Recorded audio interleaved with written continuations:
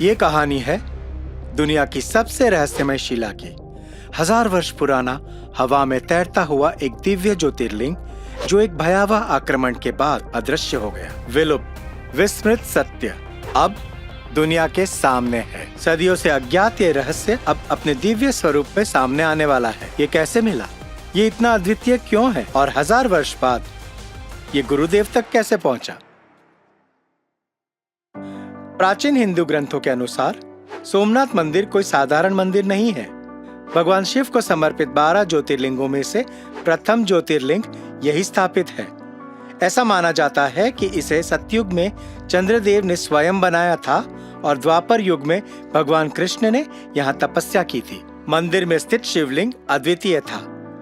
ये गुरुत्वाकर्षण के नियम के विपरीत एक शक्तिशाली चुंबकीय बल द्वारा भूमि से ऊपर हवा में तैरता था। ये लाखों भक्तों के लिए आस्था और भक्ति का केंद्र था, लेकिन इसकी शक्ति और इसकी महत्ता ने ही इसे एक निशाना बना दिया। सन 1026 में मोहम्मद गजनी ने अपनी सेना के साथ सोमनाथ मंदिर पर बर्बरतापूर्ण आक्रमण किया और हजारों भक्तों का नरसंहार किया। मंदिर के पवित्र खजाने लूट लिए और शिवलिंग के टुकड़े टुकड़े कर दिए। पीछे रह गया बस विनाश और करुणा की गूंज जो सदियों तक सुनाई देती रही।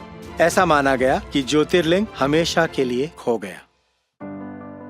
लेकिन इस विध्वंस के बाद कुछ अग्निहोत्री पुरोहितों ने गुप्त रूप से खंडित शिवलिंग के अंशों को इकट्ठा किया। उन्होंने इन अंशों को छोटे छोटे शिवलिंगों में परिणित किया और इन्हें किसी भी कीमत पर बचाने का प्रण लिया। लगभग 1000 वर्षों तक उन्होंने शिवलिंग के इन अंशों को छुपा कर रखा और पीढ़ी दर पीढ़ी इनका संरक्षण किया। उनके परिवार के अलावा कोई भी इनके अस्तित्व के बारे में नहीं जानता था। प्रतिदिन वे इनकी पूजा अर्चना करते और उस दिन का इंतजार करते जब इन्हें अपने वास्तविक स्थान पर पुनर्स्थापित किया जा सके।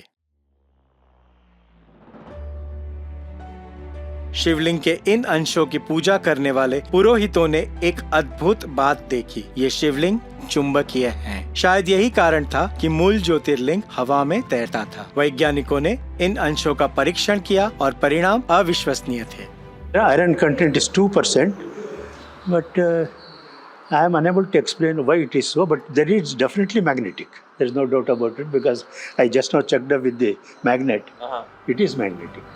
ये अत्यधिक चुंबकीय था, लेकिन इसका चुंबकीय क्षेत्र ध्रुवों पर नहीं बल्कि इसके मध्य में केंद्रित था।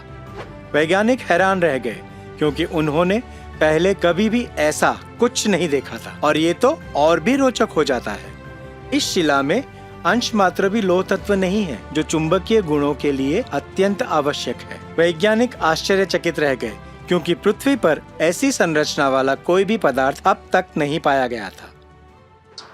I have not seen any white rock having a magnetic property.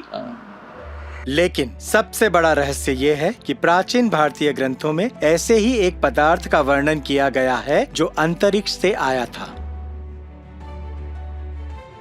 सन 1924 में कांची के शंकराचार्य ने पुजारियों को निर्देश दिया कि शिवलिंग को 100 वर्षों तक छिपा कर रखें। शंकराचार्य ने शिवलिंग को बेंगलोर में गुरुदेव श्री श्री रविशंकर जी को सौंपने के लिए कहा। वो क्षण अंततः जनवरी 2025 में आया। सीताराम शास्त्री इस पवित्र धरोहर के अंतिम संरक्षक गुरुदेव श्री श्री रविशंकर जी से मिलने के लिए निकले। उन्होंने शिवलिंग के इन अंशों को गुरुदेव को सौंप दिए। उन्होंने बोला, ये काम करने के लिए योग एक महात्मा है, उनके पास जाओ। ऐसा बोल के मुझे भेजा है, इसलिए श्री श्री रविशंकर जी के पास मैं आया हूँ।